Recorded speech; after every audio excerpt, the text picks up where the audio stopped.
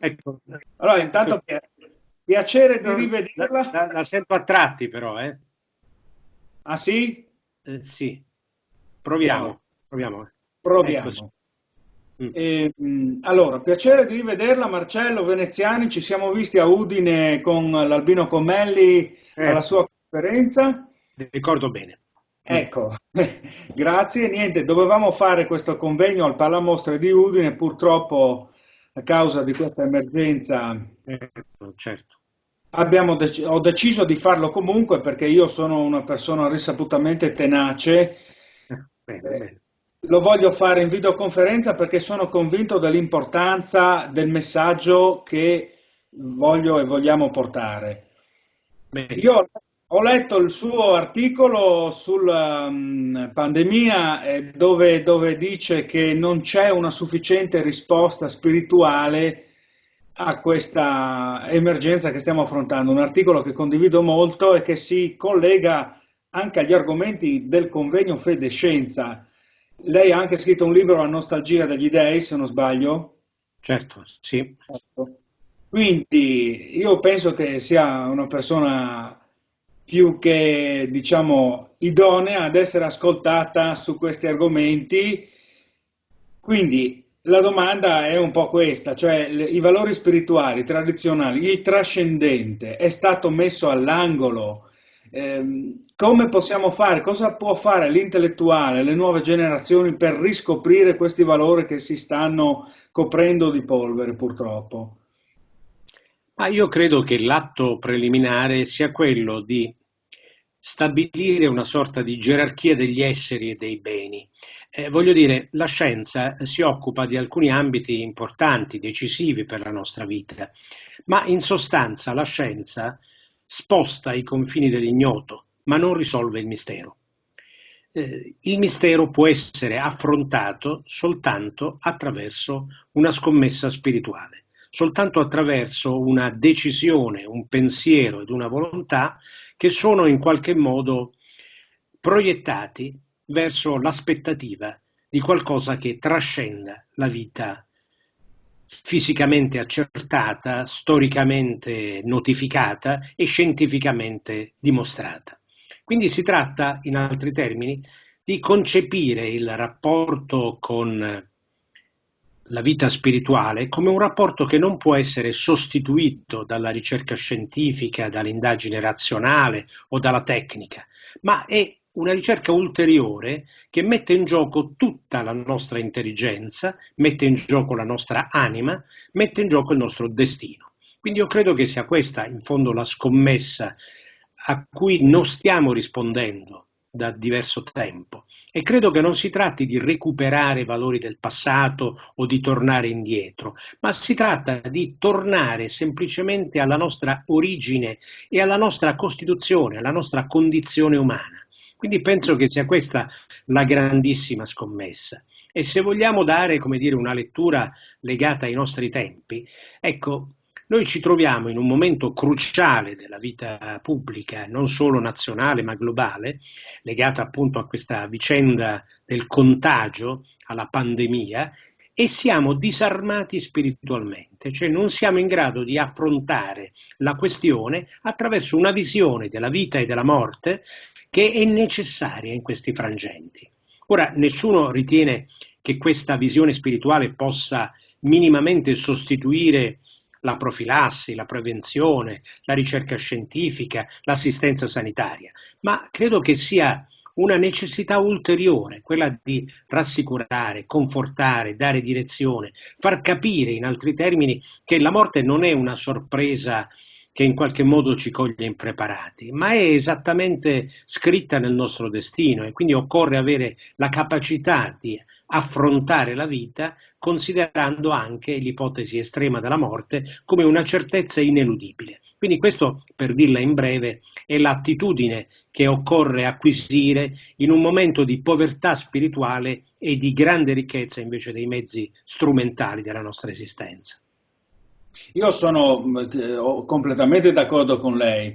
Per fare questo evento ho comunque sentito diversi scienziati, anche dei premi Nobel per la fisica, per chiedere anche loro, come diciamo classe intellettuale e scientifica, se questi valori spirituali fanno parte delle loro motivazioni, se c'è soprattutto un equilibrio, una conciliazione oppure no. A malincuore la maggior parte di loro mi hanno risposto che questi elementi devono rimanere un fatto privato, intimo, non devono condizionare la loro ricerca che deve essere obiettiva, sterile. Odifreddi mi diceva che statisticamente gli scienziati credenti sono una piccola parte.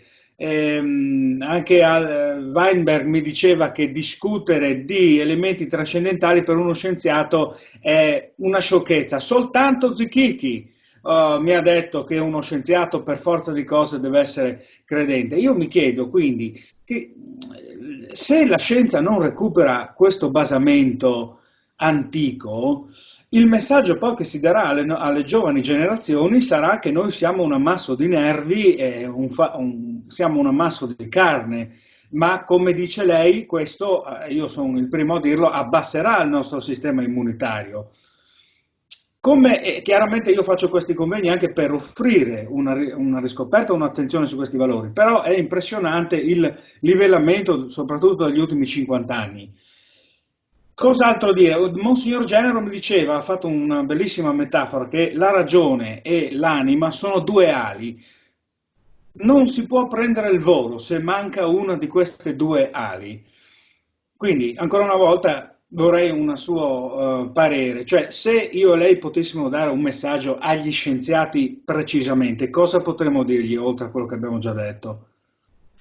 Ma dovremmo innanzitutto dirgli che restare fermi a quella visione che esclude ogni sguardo trascendente, metafisico e religioso e relegarlo semplicemente nella sfera intima, privata e direi quasi irrazionale, è un lascito di una cultura atea illuministica che ormai è stata abbondantemente superata e che un grande scienziato come Einstein aveva già di per sé superato, aprendosi al mistero e alla ricchezza del mistero. Io credo che allo scienziato debba, come dire, essere consentita questa apertura al di là della propria ricerca scientifica. Nessuno chiede che si debbano sostituire i dati scientifici con dati di fede, nessuno chiede che si debba sovrapporre una verità teologica alla ricerca scientifica, ma si chiede un'altra cosa, l'apertura finale della propria visione, perché grandi autori, grandi scienziati, grandi ricercatori sanno che la loro indagine riguarda il come della nostra vita, ma non riesce ad addentrarsi fino al perché, non riesce cioè a raggiungere le ragioni ultime, rispetto alle quali uno scienziato, un matematico, che fu anche un grande filosofo, vale a dire Pascal, adottò il sistema della scommessa. Disse che di fronte a questo dubbio che tutto abbia un senso, che tutto non abbia un senso, di fronte al dubbio e all'interrogativo che riguarda la fede, occorre scommettere.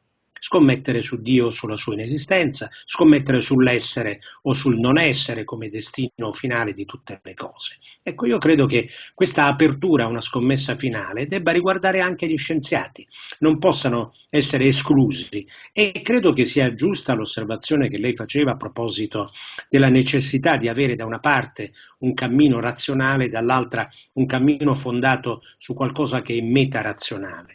Ricordiamo che Ratzinger aveva scritto un grande documento che era Fides et Ratio, in cui parlava del rapporto tra fede e ragione, un rapporto fondamentale in cui ci sono ambiti naturalmente di autonomia, ma alla fine, se la scommessa riguarda l'uomo, non possiamo prescindere dall'uno né dall'altro. E credo che ci siano stati anche tanti altri scienziati che hanno aperto le vie del mistero. Quando io penso anche ai grandi divulgatori e ricercatori astrofisici dei nostri anni, mi accorgo che nei loro scritti, penso a Tonelli, penso a tanti altri autori dei nostri tempi, vedo che c'è un'apertura finale, cioè c'è la convinzione che la scienza riesca ad accompagnarci per un lungo tratto e riesca ad aprirci gli occhi, su tante cose che prima non sapevamo, ma poi deve sapersi arrestare di fronte a un'ipotesi estrema e deve saper adottare un altro sistema che vorrei chiamare metarazionale, in cui c'è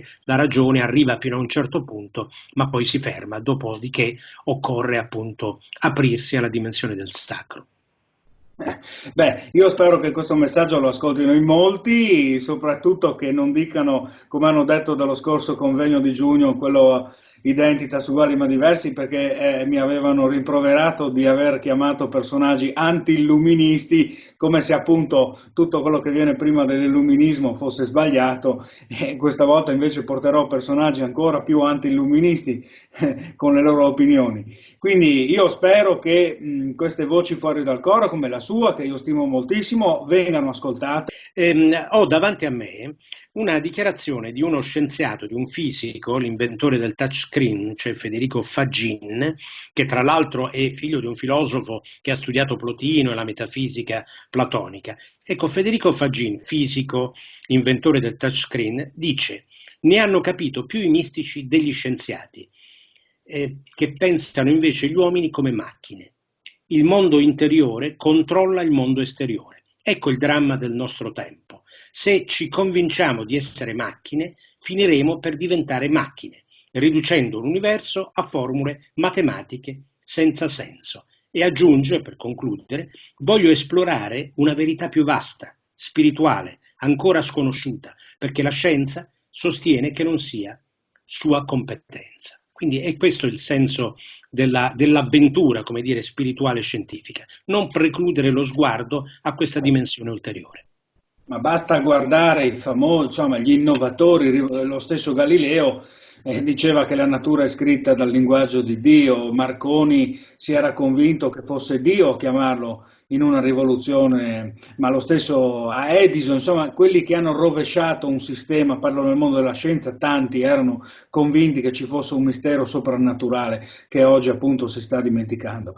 Come le dicevo, io spero che la sua voce, come queste voci fuori dal coro, vengano ascoltate sempre di più. Grazie ancora, di nuovo Marcello Veneziani e Benissimo, di nuovo benissimo, migliori auguri. un buon pomeriggio. Grazie.